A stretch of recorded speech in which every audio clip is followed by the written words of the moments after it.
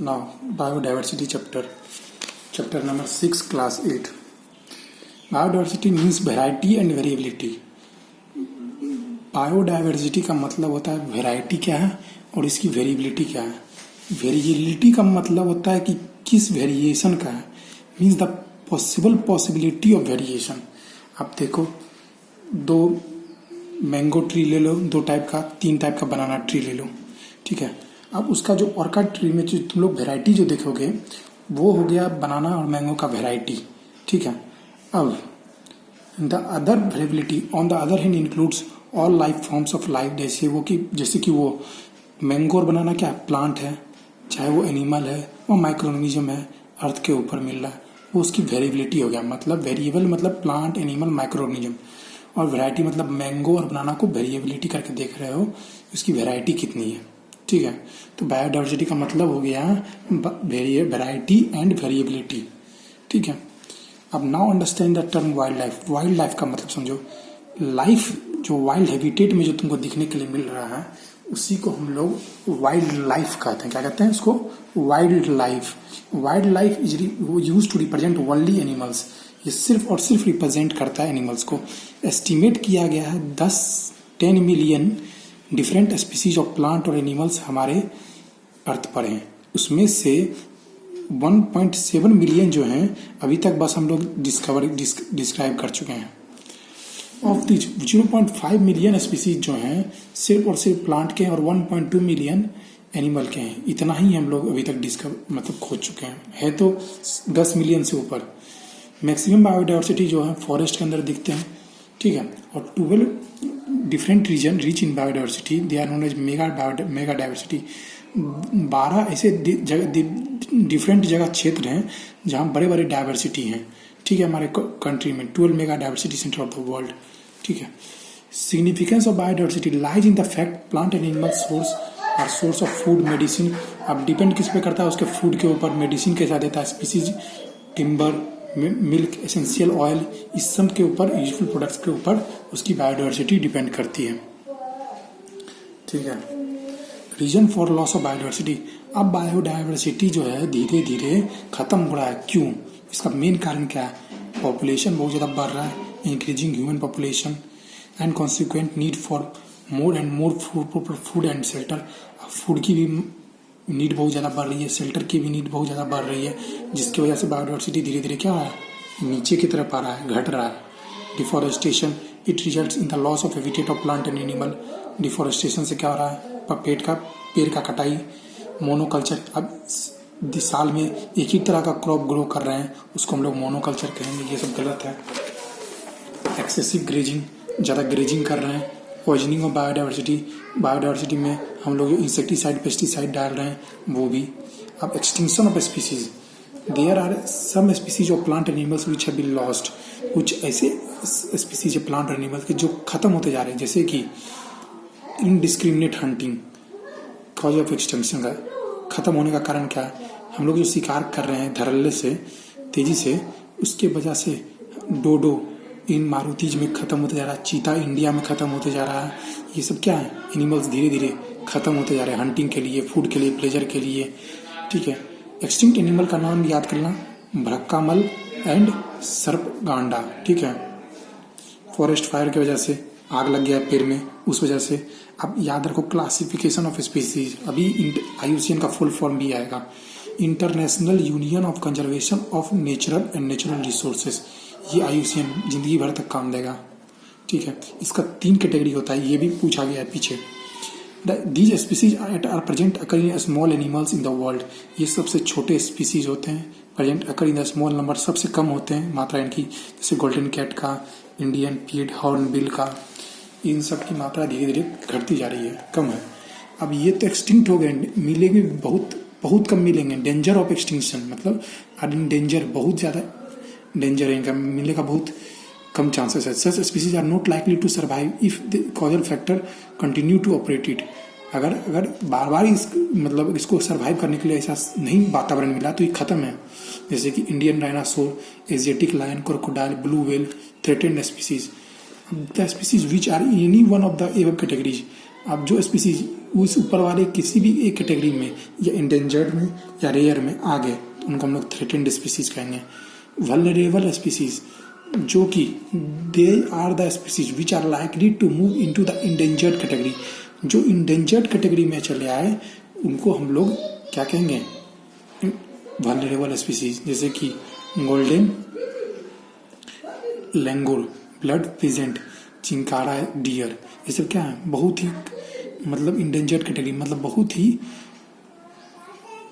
ही कम स्पीसीज हैं। If the causal factor continue to operate, अगर इसी तरह चलता रहा तो ये तो इंडेंजर्ड में तो आ ही गए हैं और अब ये मिलना भी बंद हो गया है वल्नरेबल स्पीसीज। अब इंटरनेशनल रेड डाटा बुक, जिनको हम लोग IUCN कहें, international union code of natural resources conservation of, ठीक है, इसी को हम लोग रेड डाटा बुक कहें।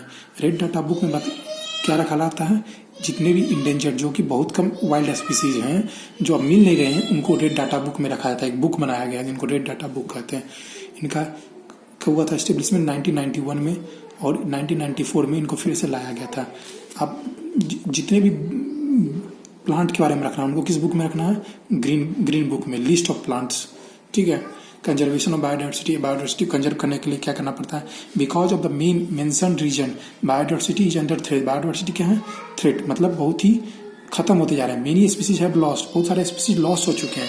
अब कारण क्या है, देखो स्टेप्स टू कंजर्व बायोडाइवर्सिटी को कंजर्व करने के लिए क्या करेंगे, पेड़ को नहीं काटेंगे, कटिंग ऑफ ट्रीज, डिफोरेस्टेशन को अवॉइड करेंगे, हंटिंग ऑफ एनिमल्स को नहीं हंट करेंगे, इलीगल ट्रेड जो इलीगल जो व्यापार करते हैं हम लोग एनिमल का वो उसको रोकेंगे, protected area like national park, wild life century, इसको भी वाइल्ड लाइफ नेशनल पार्क बनाएंगे, सेंचुरी बनाएंगे, बायोस्फीयर रिजर्व बनाएंगे, इन सबको मेंटेन करेंगे। तो ये सब स्टेप्स अगर हम लोग करेंगे तो बायोडाइवर्सिटी हम लोग का कंजर्व रहेगा। कानून इसके लिए बनाएंगे, लॉज, ठीक है। और क्या करेंगे, dependence on wood as a fuel to be reduced. अब हम लोग फ्यूल के ऊपर डिपेंड करते हैं एनिमल के ऊपर, तो उन सब के डिपेंडेंस को कम करेंगे, ठीक है। वुड पेड़ कम काटेंगे, dependence of would. Forest fire जो लगता है, फाइट फॉरेस्ट फायर्स, उनको हम लोग रोकेंगे, प्रिवेंट करेंगे, ठीक है। इन्वायरमेंटल अवेयरनेस कराएंगे कि भाई पेड़ मत काटो, ये सब जंगली जानवर को नहीं मारो। NGO बना रहे हैं, मेन तो ये है NGO इनकरेज करेंगे कि कंजर्वेशन ऑफ फॉरेस्ट वर्क को, मतलब जंगली जानवर को नहीं मारे, उनके लिए हम लोग NGO, खुद का नॉन गवर्नमेंटल ऑर्गेनाइजेशन, गवर्नमेंट का नहीं रहेगा ये, खुद का, मेरा खुद का या किसी भी आदमी का पर्सनली NGO बनाया जाएगा। प्लांटिंग ऑफ ट्री को जितना से जितना प्लांट कर सके, ठीक है। अब आते हैं मेन जो प्रोटेक्टेड एरिया, इसमें बस याद रखना 581 प्रोटेक्टेड एरिया हैं, जिसमें से 89 नेशनल पार्क है और 492 वाइल्ड लाइफ सेंचुरी है। और ये एक्ट आया था 1972 में, प्रोटेक्टेड एरिया में वाइल्ड लाइफ एक्ट। अब सेंचुरी क्या होता है, नेशनल पार्क क्या होता है, बायोस्फीयर रिजर्व्स क्या होते हैं। सेंचुरी एक ऐसा एरिया जिसमें एनिमल को प्रोटेक्ट करके रखा जाता है, is the area which is given only to animal for protection. इसमें क्या किया था, वाइल्ड लाइफ सेंचुरी में cutting of trees for timber and collection of minor forest products are allowed with specific instruction.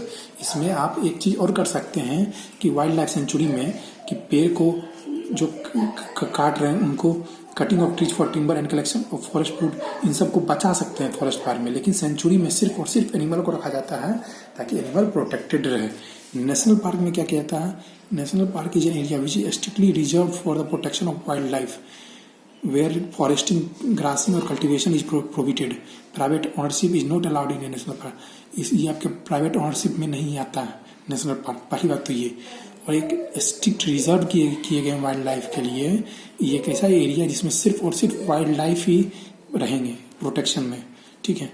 इसमें ना तो आप फॉरेस्टिंग कर सकते हैं, ना ही ग्रासिंग कर सकते हैं, ना ही कल्टिवेशन कर सकते हैं, ठीक है। अब बायोस्फीयर रिजर्व्स, बायोस्फीयर रिजर्व जो बनाए गए हैं, these are protected areas where people are being an important component of the system. यहाँ पे पीपल इस एरिया को एक इम्पोर्टेंट कंपोनेंट के अनुसार से इस एरिया को प्रोटेक्ट करके रखते हैं। क्यों, क्योंकि बायोडाइवर्सिटी हम लोग का कंजर्व है। दीज आर प्रोटेक्टेड एरियाज, एकदम प्रोटेक्टेड एरिया जहाँ तुमको जाना बिल्कुल अलॉटमेंट नहीं है। किस लिए, क्योंकि पहला बात बायोडाइवर्सिटी कंजर्व करके रखना है, इकोलॉजिकल बैलेंस करके रखना है, कंजर्वेशन को प्रमोट करना है। आप कुछ याद कर लो, सेंचुरी और national park, Kaziranga sanctuary, Sultanpur bird sanctuary Haryana में, गिर गुजरात में है, Jim Corbett national park Uttarakhand में है टाइगर। बंदीपुर याद करना कर लेना, कर्नाटक में है। भरतपुर राजस्थान में है, Rajasthan. Kanha national park Madhya Pradesh, tiger के लिए फेमस है। नंदनकानन नेशनल पार्क भुवनेश्वर में है। नेशनल बोटनिकल गार्डन कहाँ, वेस्ट बंगाल में है। मधुमली सेंचुरी तमिलनाडु में है। अब देखो प्रोजेक्ट टाइगर क्या कहता है। Project tiger conservation program was introduced in 1973 में शुरू हुआ था। इसमें 40,000 बंगाल टाइगर को प्रोटेक्ट करके रखा गया था। देयर वाज 40,000 बंगाल टाइगर नाइटेड थे। There was a sharp decline in the number 1827। क्योंकि बंगाल टाइगर के लिए रखा गया था एक बायोस्फीयर एरिया, क्योंकि तुरंत टाइगर का नंबर घट गया था। क्योंकि हंटिंग करते थे, डिफॉरेस्टेशन के लिए, टेमिंग ऑफ रिवर के लिए, रिवर बांध बनाने के लिए, इन सब के लिए बाघ को मार रहे थे। तो अभी now a day 18 tiger reserve है इंडिया में। अब इसके लिए कुछ ऑर्गेनाइजेशन भी बनाया गया है कंजर्वेशन के लिए। अभी बताएं UNEP, ये आएगा पीछे, United Nation environmental program, international union for conservation of nature and natural resource दोगो, और सिटीज क्या कहता है, convention on international trade in endangered species, ये इंडेंजर्ड स्पीसीज के लिए है। IUCN nature and natural resource के लिए है, रेड डाटा बुक, और यूनाइटेड नेशन इन्वायरमेंटल प्रोग्राम। ये नेशनल पार्क याद कर लेना। इसमें Tata energy research institute main तो यही है, और international board of wild life, ये दो। ठीक है। फॉरेस्ट कंजर्वेशन के लिए कौन सा, forest act, wildlife act, और national forest policy 1988, 1972, forest act 1927। इसका ये याद कर लेना, ये इंपॉर्टेंट है। IUCN को हम लोग दूसरा नाम दिए गए हैं, वर्ल्ड कंजर्वेशन यूनियन। और ये तो एकदम सबसे याद करना है। 89 नेशनल पार्क, 492 सेंचुरी और 13 बायोस्फीयर रिजर्व है इंडिया में। सबसे बेस्ट पॉइंट है।